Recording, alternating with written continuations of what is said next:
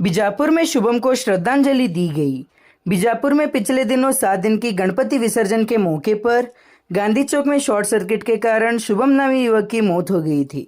उसके साथ 4 लोग भी घायल हुए थे। घायल लोगों का सरकारी अस्पताल में इलाज चल रहा है। आज बीजापुर शहर के शिवाजी सर्कल में सभी धर्म के लोगों की ओर से शुभम के आत्मा के शांति के लिए मौन आचरण करके उसकी तस्वीर को फूल चढ़ाकर उनकी आत्मा की शांति के लिए श्रद्धांजलि दी गई। इसी के चलते हमारे माध्यम से कई मुखंडों ने बात करते हुए अपना दुख जाहिर किया। ಇವತ್ತು ನಾವು ವಿಜಯಪುರದಲ್ಲಿ ಭಾರತೀಯ ಜನತಾ ಪಕ್ಷ ಎಲ್ಲ ಪದಾಧಿಕಾರಿಗಳು ಜಿಲ್ಲೆ ಎಲ್ಲ ಪದಾಧಿಕಾರಿಗಳು ಭಾರತೀಯ ಜನತಾ ಪಕ್ಷ ಅಭಿಮಾನಿಗಳು ಹಿಂದೂ ಅಭಿಮಾನಿಗಳು ಹಿಂದೂ ಯುವಕ ಮಿತ್ರರು ಇವತ್ತು ನಾವು ಈ ಶುಭಂ ಅಂತಕ್ಕಂಥ ಒಬ್ಬ ಹಿಂದೂ ಯುವಕ ಹಿಂದುತ್ವದ ಬಗ್ಗೆ ಅಪಾರವಾದಂತ ಅಭಿಮಾನ ಇಟ್ಟುಕೊಂಡವರು ಇವತ್ತು ಗಣಪತಿ ಹಬ್ಬದ ಒಂದು ಸಂದರ್ಭದಲ್ಲಿ ಏನು ಕೆಟ್ಟ ಘಟನೆ ನಡೀತು। ಆ ಘಟನೆ ಇದು ಬಿಜಾಪುರ ಜಿಲ್ಲೆಗೆ ಕೂಡ ನವೀನ ಸಂಗತಿನ, ಯಾಕಂದ್ರೆ ಇವತ್ತು ಬಿಜಾಪುರದಲ್ಲಿ ಕೂಡ ಈ ಹೆಸ್ಕಾಂ ಇಲಾಖೆ ಮಲಗಿಬಿಟ್ಟದು, ಬರೇ ದಂಧದಾಗ ಬೀಜ ಆಗಿಬಿಟ್ರ ಅವರು ಹೆಸ್ಕಾಂ ಇಲಾಖೆ ಸರ್ಕಾರ ಕೂಡ ಇವತ್ತು ಹಣ ಲೂಟಿ ಮಾಡ್ತಕ್ಕಂಥ ಕೆಲಸ, ಒಂದ್ ಕಡೆ ಫ್ರೀ ಅಂತಕ್ಕಂಥದ್ದು, ಒಂದ್ ಕಡೆ ಲೂಟಿ ಮಾಡ್ತಕ್ಕಂಥದ್ದು, ಈ ಗೊಂದಲದೊಳಗ ಈ ವ್ಯವಸ್ಥೆ ಏನಿದೆ, ಈ ಪವರ್ ವ್ಯವಸ್ಥೆ ಏನದ, ಕರೆಂಟ್ ವ್ಯವಸ್ಥೆ ಏನದ ಎಲ್ಲ ಹಾಳಾಗ್ಯದ, ಬಹಳಷ್ಟು ಸುಧಾರಣೆ ಆಗ್ಬೇಕಾಗ್ಯದ।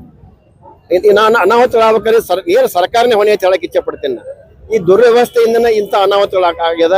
ಅದಕ್ಕೆ ಆ ಯುವಕನನ್ನು ಕಳ್ಕೊಂಡಂತ ಭಾರತೀಯ ಜನತಾ ಪಕ್ಷ ಇವತ್ತು ಬಹಳಷ್ಟು ನೊಂದದ।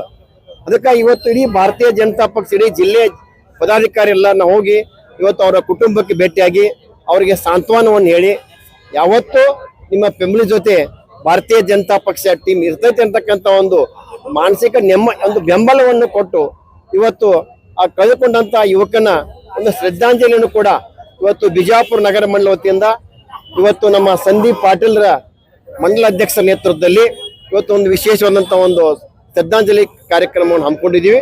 ಆ ಕಾರ್ಯಕ್ರಮ ನಿಜವಾಗಿ ಕೂಡ ಅವನ ಆತ್ಮಕ್ಕೆ ದೇವರು ಶಾಂತಿ ಕೊಡ್ಲಿ ಅಂತಕ್ಕಂಥ ಒಂದು ಮೌನಾಚರಣೆ ಕೂಡ ನಾವಿಲ್ಲಿ ಆಚರಣೆ ಮಾಡಿದ್ವಿ। ಶಿವಾಜಿ ಮಹಾರಾಜರ ವೃತ್ತದಲ್ಲಿ ಇವತ್ತ ನಮ್ಮ ಶುಭಮ್ಮ ಸಕ್ಪಾಳ ಇವರ ಆತ್ಮಕ್ಕೆ ಶಾಂತಿ ಸಿಗಲಿ ಅನ್ನೋ ಹೇಳಿ ನಾವು ಇವತ್ತ ಮೌನಾಚರಣೆಯನ್ನು ಮಾಡಿದ್ದೀವಿ।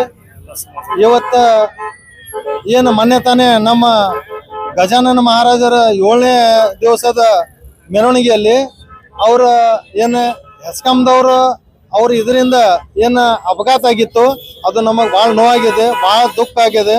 ಯಾಕಂದ್ರೆ ನಮ್ಮ ಏನು ಹಿಂದೂ ಧರ್ಮದ ಏನು ಯುವಕ ಏನು ನಮ್ಮ ಗಜಾನನ ಉತ್ಸವ ಕಾರ್ಯಕ್ರಮ ಮೆರವಣಿಗೆಯಲ್ಲಿ ಭಾಗವಹಿಸಿ ಅತಿ ಖುಷಿಯಾಗಿ ಮಾಡ್ಬೇಕಂತೇಳಿ ಅವ್ರು ಏನು ಮಾಡಿದ್ರು, ಅವ್ರ ಮನೆಯಲ್ಲಿ ಸ್ವಲ್ಪ ಇವತ್ತು ಏನು ನಮ್ಮ ಹೆಸ್ಕಾಂದವರು ಪ್ರತಿಯೊಂದು ಮನೆಯಲ್ಲಿ ದೀಪ ಹಚ್ಚುವಂತ ಕೆಲಸ ಮಾಡ್ತಿದ್ರು।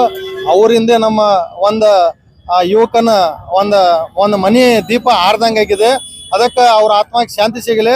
ಹಾಗೂ ಇದೇ ಹೆಸ್ಕಾಂ ಅವರಿಗೆ ನಮ್ಮ ಹೇಳೋದು ಒಂದು ವಿಷಯ ಏನಪ್ಪಾ ಅಂದ್ರೆ, ನಮ್ಮ ಏನು ಯುವಕನ ಏನು ಕಳ್ಕೊಂಡಿದ್ದೀವಿ, ಯಾರ ಮನೆಯಲ್ಲಿ ದೀಪ ಆರಿ ಹೋಗಿದೆ ಅವ್ರ ಮನೆಯಲ್ಲಿನೇ ದೀಪ ಹಚ್ಚುವಂತ ಕೆಲಸ ಈ ನಮ್ಮ ಹೆಸ್ಕಾಂದವರು ಅವ್ರ ಕುಟುಂಬದಲ್ಲಿ ಅವ್ರ ತಂಗಿ ಅವರಿಗೆ ಇವರು ಜಾಬ್ ಅನ್ನು ಕೊಟ್ಟು ಇವ್ರಿಗೊಂದು ಇದು ಅವ್ರ ಬೆನ್ನಲ್ಲೇ ಇದು ಮಾಡ್ಬೇಕಂತೆ ಅವ್ರಿಗೊಂದು ಕೊಟ್ರೆ ಅವ್ರಿಗೊಂದು ಇನ್ನೊಮ್ಮೆ ನಮ್ಮ ಶುಭಮ ಹುಟ್ಟಿ ಬಂದಾದ ನಾವು ತಿಳ್ಕೊತೀವಿ। ಹಾಗೂ ನಮ್ಮ ಇಡೀ ನಮ್ಮ ಏನು ಸನಾತನ ಹಿಂದೂ ಧರ್ಮ ಏನು ಎಲ್ಲಾ ಧರ್ಮದವರು ಅದಾರ, ಆ ಶುಭಮ್ ಅವ್ರ ಕುಟುಂಬದ ಜೊತೆಯಲ್ಲಿ ಅವ್ರ ಬೆನ್ನಲ್ಲೇ ನಾವು ಯಾವತ್ತು ಸದಾಕಾಲ ನಾವು ಇರ್ತೀವಿ ಅಂತೇಳಿ ತಮ್ಮ ಮೂಲಕ ಹೇಳಕ್ ಇಷ್ಟಪಡ್ತೀವಿ। ಈಗಾಗಲೇ ಮೊನ್ನೆ ನಡೆದಂಥ ಉತ್ಸವದ ನಿಮಗೆ 7ನೇ ದಿನ ನಮ್ದೇನು ಗಣೇಶೋತ್ಸವ ಪ್ರೊಸೆಷನ್ ನಡೆದಿತ್ತು। ಈ ಛತ್ರಪತಿ ಶಿವಾಜಿ ಮಹಾರಾಜ್ ಸರ್ಕಲ್ನಿಂದ ಗಾಂಧಿ ಚೌಕ್ ಮಾರ್ಗದಲ್ಲಿ ಹೋಗುವ ಮುಂದ ನಮ್ಮ ಸಮಾಜದ ಕಾರ್ಯಕರ್ತ ಶುಭಂ ಸಂಕ್ಪಾಳ್ ಅವರು ವಿದ್ಯುತ್ ತಂತಿನಲ್ಲಿ ಒಂದು DJ ಅಂಕಲಿ ಹಿಡಿದಿದ್ದ ಕೈಯಾಗ ಮ್ಯಾಗವ, ಅದರಲ್ಲಿ ಸ್ಪಾರ್ಕ್ ಆಗಿ ಅವ ಸ್ಪಾಟಲ್ಲೇ ಮೃತಪಟ್ಟಿದ್ದಾನೆ। ಅದಕ್ಕೆ ನಾವೆಲ್ಲ ಇವತ್ತು ನಾನು ಹಾಸ್ಪಿಟಲ್ ಹೋಗಿದ್ದೆ, ಸ್ಪಾಟಿಗೆ ಹೋಗಿದ್ದೆ, ದವಾಖಾನೆ ಹೋಗಿದ್ದು, ಪ್ರಯತ್ನ ಮಾಡಿದ್ರು, ಡಾಕ್ಟರ್ ಅವರು ಇಲ್ಲ ಸಾಧ್ಯತೆ ಹೇಳ್ಬಿಟ್ರು। ಅದೇ ರೀತಿಯಾಗಿ ಇನ್ನೂ 4 ಜನ ಇಂಜರ್ಡ್ ಆಗಿದ್ರು, ಅವರು ಡಿಸ್ಚಾರ್ಜ್ ಆಗಿ ಆರಾಮಾಗ್ಯಾರ। ಇವತ್ತು ನಾವೆಲ್ಲ ಸಮಾಜದವ್ರು ಕೂಡಿ ಇವತ್ತೆಲ್ಲ ಎಲ್ಲರೂ ಬಂದಾರ, ಎಲ್ಲರೂ ಕೂಡ ಆ ದಿನ DJ ಮತ್ತು ಸ್ಪೀಕರ್ ಎಲ್ಲ ಲೌಡ್ ಸ್ಪೀಕರ್ ಎಲ್ಲ ಬಂದ್ ಮಾಡಿ ಒಂದು ಎಲ್ಲಾ ಸಮಾಜ ಒಕ್ಕಟ್ಟ ತೋರ್ಸ್ಯಾರ. ಇಲ್ಲಿ ಗಜಾನನ ಇದು ಮಂಡಳ ಅಂದ್ರೆ ಇದು ಒಂದು ಮಹಾಮಂಡಳ ಒಟ್ಟು ನಾವು ಒಕ್ಕಟ್ಟಾಗಿ ತೋರ್ಸ್ಯಾರ. ಅದೇ ರೀತಿಯಾಗಿ ಇವತ್ತೆಲ್ಲ ನಾವು ಎಲ್ಲಾ ಸಮಾಜದ ಕುರಿತು ಶ್ರದ್ಧಾಂಜಲಿ ಅವರು ಆಚರಣೆ ಮಾಡಿದೀವಿ. ಅದೇ ರೀತಿಯಾಗಿ ಅವರ ಆತ್ಮಕ್ಕೆ ಶಾಂತಿ ಸಿಗಲಿ, ಅವ್ರ ಕುಟುಂಬಕ್ಕೆ ಧೈರ್ಯ ನೀಡಲಿ ಅಂತ ಹೇಳಿ ಭಗವಂತನಲ್ಲಿ ನಾನು ಪ್ರಾರ್ಥನೆ ಮಾಡ್ತೀನಿ. ಅದೇ ಎಲ್ಲರೂ ಕೂಡ ಬರುವಂಥ ದಿನಗಳಲ್ಲಿ ನಾವೆಲ್ಲರೂ ಎಚ್ಚರಿಕೆಯಿಂದ ಇರಬೇಕು. ಯಾಕಂದ್ರೆ ವಯರ್ ಇದ್ರೆ ನಾನು ಕೂಡ ಮೊನ್ನೆ ಎಸ್ಕಾಂದವರಿಗೆ ಹೇಳಿ ಮಾತುಕತೆ ಮಾಡೋದು ಹೇಳಿದ್ದೀನಿ. ಅವ್ರು ಹೇಳಿದ್ರು ಯಾವುದೇ ಏನು ಬರುವಂಥ ದಿನದಲ್ಲಿ ಗಣಪತಿ ಆಗಲಿ, ದಸರಾ ಆಗಲಿ, ಅದೇ ರೀತಿ ನಂದಿಕೋಲ್ ಆಗಲಿ, ಯಾವುದೇ ವಯರ್ ಇದ್ರೂ ಕೂಡ ಕೇಬಲ್ ವಯರ್ ಅಳಿಸ್ರಿ, ಇನ್ನೂ ಸ್ವಲ್ಪ ಹೈಟ್ ಮಾಡಿರಿ ಅಥವಾ ಅಂಡರ್ಗ್ರೌಂಡ್ ಮಾಡಿರಿ ಅಂತ ಹೇಳಿ ನಾನು ವಿನಂತಿ ಮಾಡ್ತೀನಿ. ಅದೇ ರೀತಿಯಾಗಿ ಮೊನ್ನೆ ನಮ್ಮ ವಿಜಯಪುರಕ್ಕೆ ಶಾಸಕರು ಬಸವಣ್ಣ ಪಾಟೀಲ್ ಹತ್ತಾರು ಬಂದಿದ್ರು. ಅವ್ರಿಗೆ ಒಂದು ಸಿದ್ಧಶ್ರೀ ಬ್ಯಾಂಕ್ನಾಗ ಒಂದು ನೌಕರಿ ತಗೋತಿ ಅಂತ ಒಂದು ಆದೇಶ ಮಾಡಿದ್ದಾರೆ.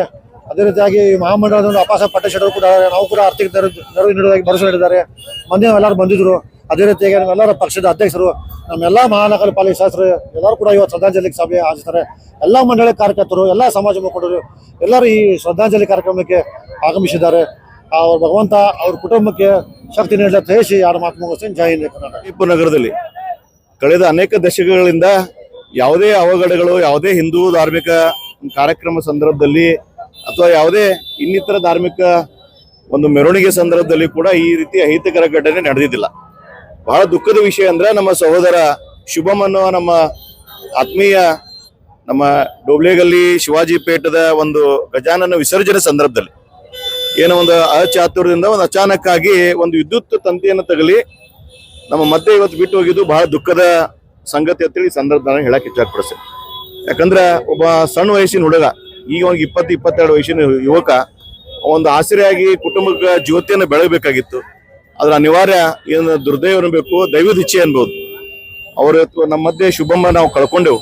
ಅದಕ್ಕೆ ಈ ಸಂದರ್ಭದಲ್ಲಿ ಇಡೀ ಮರಾಠ ಸಮಾಜದವ್ರು ಇರ್ಬೋದು, ನಮ್ಮ ಎಲ್ಲ ಜಿಲ್ಲೆಯ ಜನಪ್ರತಿನಿಧಿಗಳು ಇರ್ಬೋದು, ಅದಕ್ಕೆ ಇವತ್ತಿನ ದಿವಸ ನಮ್ಮ ಶಿವಾಜಿ ವೃತ್ತದಲ್ಲಿ ಆ ಒಂದು ಶುಭಮ್ನ ಆತ್ಮಕ್ಕೆ ಶಾಂತಿ ಕೋರಲು ಎಲ್ಲ ನಮ್ಮ ಭಾರತೀಯ ಜನತಾ ಪಕ್ಷದ ಜಿಲ್ಲಾಧ್ಯಕ್ಷರು, ನಮ್ಮ ಮೇಯರ್ ಅವರು, ನಮ್ಮೆಲ್ಲ ಮಹಾನಗರ ಪಾಲಿಕೆ ಸದಸ್ಯರು ಕೂಡ ಇವತ್ತಿನ ಶ್ರದ್ಧಾಂಜಲಿ ಸಭೆಯಲ್ಲಿ ಭಾಗವಹಿಸಿದ್ದಾರೆ. ಅದೇ ರೀತಿ ಮೊನ್ನೆನೂ ಕೂಡ ನಮ್ಮ ಶಾಸಕರು ಒಂದು ಅವರ ಕುಟುಂಬಕ್ಕೆ ಸಾಂತ್ವನ ಹೇಳಿ ಅವರಿಗೆ ಒಂದು ಅವರ ಸಹೋದರರಿಗೆ ತಮ್ಮ ಒಂದು ಸಂಸ್ಥೆಯಲ್ಲಿ ಒಂದು ಆರ್ಥಿಕ ಸದೃಢ ಸಲುವಾಗಿ ಒಂದು ನೌಕರಿಯನ್ನು ಕೊಡುವ ಭರವಸೆಯನ್ನು ಕೂಡ ಕೊಟ್ಟಿದ್ದಾರೆ. ಅದೇ ರೀತಿ ಇನ್ನಿತರ ಅನೇಕ ಜನ ಇವತ್ತು ಅವರ ಒಂದು ದುಃಖದಲ್ಲಿ ಅವ್ರ ಕುಟುಂಬ ಜೊತೆಗೆ ನಾವೆಲ್ಲರೂ ಇರ್ತೇವೆ. ಅದಕ್ಕೆ ಮತ್ತೊಮ್ಮೆ ಆ ಶುಭಮ್ಮನ ಆತ್ಮಕ್ಕೆ ಶಾಂತಿ ಸಿಗಲಿ, ದೇವರು ಅವರ ಕುಟುಂಬಕ್ಕೆ ಒಂದು ದುಃಖವನ್ನು ಮರೆಸುವ ಶಕ್ತಿ ನೀಡಲಿ ಅಂತೇಳಿ ಈ ಸಂದರ್ಭದಲ್ಲಿ ನಾನು ಪ್ರಾರ್ಥನೆ ಮಾಡ್ತೇನೆ. ಗಣಪತಿ ಉತ್ಸವದಲ್ಲಿ ಒಂದು ಅವಘಡ ಆಯಿತು, ಅವರಲ್ಲಿ ಪ್ರಾಣವನ್ನು ತ್ಯಾಗ ಮಾಡಿದ್ದಾನೆ. ಆಕಸ್ಮಿಕ ದುರ್ಘಟನೆ ಆಗಿತ್ತು.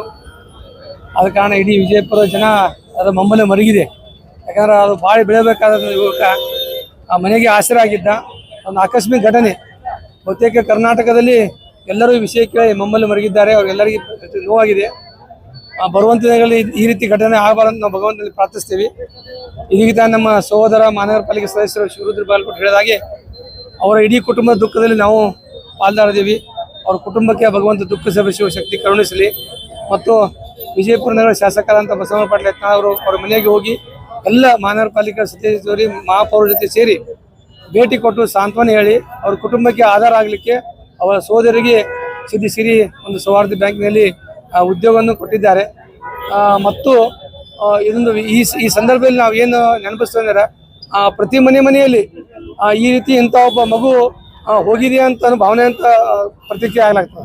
ಈಗ ಆ ಯುವಕ ಎಷ್ಟು ಒಳ್ಳೆಯ ಹುಡುಗಂದ್ರೆ ಹಾದಿ ಹೋಗೋರೆಲ್ಲ ಅಥವಾ ಓಣಿಯಲ್ಲಿ ಪ್ರತಿಯೊಬ್ಬರು ಅವನು ಆ ದುಃಖದಲ್ಲಿ ಇದ್ದವರು ಕಣ್ಣೀರು ವ್ಯಕ್ತಪಡಿಸ್ಯಾರ.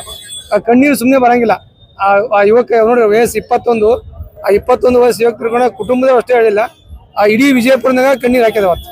ಅದಕ್ಕೆ ನಾವು ಸಹಿತ ಎಲ್ಲ ಮಹಾನಗರ ಪಾಲಿಕೆ ಸದಸ್ಯರು ಆ ದುಃಖದಲ್ಲಿ ನಾವು ಭಾಗಿಯಾಗ್ತೀವಿ. ಅವ್ರ ಕುಟುಂಬಕ್ಕೆ ದುಃಖ ಬರುವ ಶಕ್ತಿಯನ್ನು ಕರುಣಿಸಿ ಭಗವಂತ ಪ್ರಾರ್ಥಿಸ್ತೀವಿ.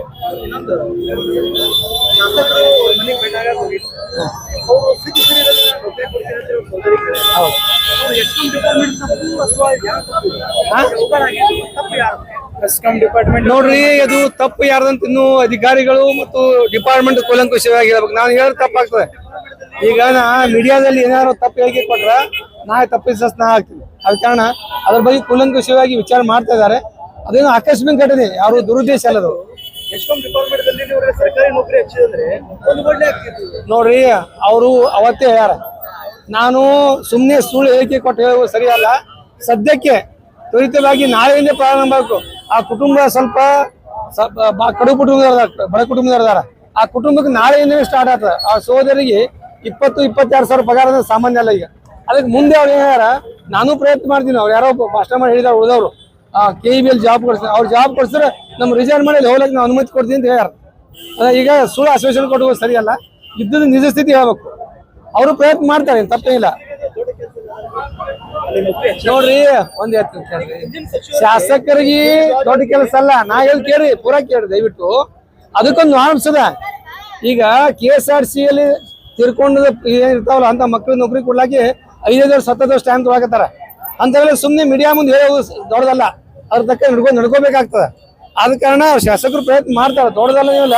ಅದಕ್ಕೊಂದು ನಾರ್ಮ್ಸ್ ಇರ್ತದ, ಅದಕ್ಕೆ ಒಂದು ಪದ್ಧತಿ ಅದ, ಅದ್ರ ಪ್ರಕಾರ ಮಾಡ್ಬೇಕಾಗ್ತದೆ. ಸುಮ್ಮನೆ ನಾಳೆ ಬೆಳಿಗ್ಗೆ ಆಗ್ತದೆ ನೀವೇ ಹೇಳ್ರಿ, ಸಾಧ್ಯದ ಆಗಲ್ಲ. ಅದ ಕಾರಣ ಅವ್ರು ಸೀರಿಯಾಗಿ ಕೊಡೋದೇನು ಅದು ದೊಡ್ಡ ಕೆಲಸ. ಅದು ನಾಳೆಯಿಂದ ಅವ್ರಿಗೆ ಉಪಜೀವನ ಸ್ಟಾರ್ಟ್ ಆಗ್ತದಲ್ಲ, ಆ ಉದ್ದೇಶದಿಂದ ಹೇಳಿದಾರೆ. ಗಜಾನೋತ್ಸವದ ಮೆರವಣಿಗೆಯಲ್ಲಿ ಒಂದು ಶಿವಾಜಿಪೇಟ್ ಹುಬ್ಬಳ್ಳಿ ಗಲ್ಲಿಯ ಒಂದು ಗಜಾನೋತ್ಸವ ಮೆರವಣಿಗೆ ಏನು ಹೊರಟಾಗ, ಆ ಒಂದು ಮೆರವಣಿಗೆ 2:50 ಗಾಂಧಿ ಚೌಕ್ನಲ್ಲಿ ತಲುಪಿದಾಗ ಅಲ್ಲಿ ಒಂದು ಆಕಸ್ಮಿಕ ಬೆಂಕಿ ಅವಘಡದಲ್ಲಿ ಶುಭಂ ಸಂಕ್ಪಾಳನವರು ಆಕಸ್ಮಿಕವಾಗಿ ಪ್ರಾಣ ಕಳೆದುಕೊಂಡಿದ್ದಾರೆ.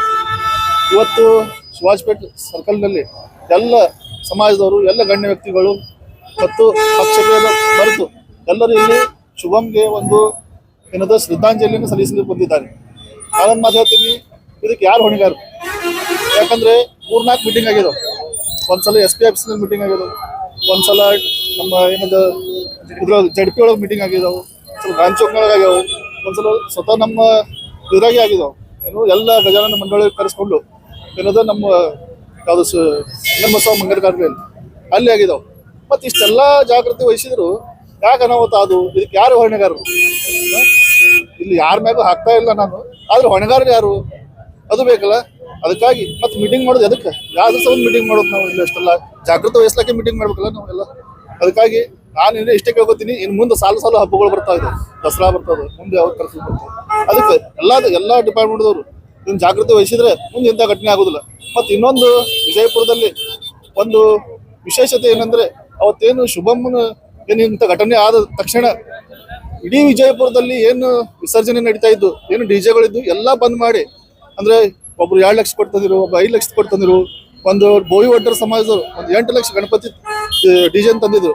ಅವರೆಲ್ಲರೂ ಸ್ವಯಂ ಪ್ರೇರಿತವಾಗಿ ಬಂದ್ ಮಾಡಿ ಒಂದು ಏಕತೆಯನ್ನು ಮರೆತು ಶುಭಂಗೆ ಅವತ್ತೇ ಶ್ರದ್ಧಾಂಜಲಿ ಅನಿಸಿದ್ದು ಒಂದು ವಿಶೇಷವಾಗಿದೆ. ಇಂಥ ಒಂದು ವಿಶೇಷತೆ ನಮ್ಮ ವಿಜಯಪುರದಲ್ಲಿ ಇರೋದ್ರಿಂದ ಇಂಥ ಮುಂದೆ ಯಾವುದೇ ಘಟನೆಗಳು ಆಗಬಾರ್ದು ಅಂತ ನಾನು ತಿಳ್ಕೊತೀನಿ. ಮತ್ತು ಇನ್ನೊಂದು, ಶುಭಂಗೆ ಏನು ಹೋರಾಟ ಮಾಡಿ ಅವರಿಗೊಂದು ನೌಕರಿಯನ್ನು ಅಂದ್ರೆ ಗೌರ್ಮೆಂಟ್ ಜಾಬ್ ಇಸ್ಕೊಂಡು ಕೊಡ್ಬೇಕಂತಂದು ಏನು ಹೋರಾಟ ಮಾಡ್ತೀವಿ ಅಂತ ಹೇಳಿದ್ದಾರೆ.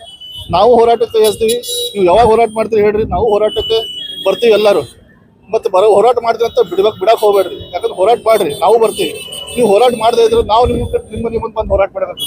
ಯಾಕಂದ್ರೆ ಬರೀ ಮೈಕ್ನಾಗ ಹೇಳಿ ಹೋಗ್ಬೇಡ್ರಿ, ಹೋರಾಟ ಮಾಡಿ ಅವ್ರಿಗೆ ಏನದ ಒಂದು ಏನು ಅವ್ರ ಮನೆಗೆ ಒಂದು ಗೌರ್ಮೆಂಟ್ ನೌಕರಿಯನ್ನು ಕಲ್ಪಿಸುವಂತ ವ್ಯವಸ್ಥೆ ಮಾಡೋದು.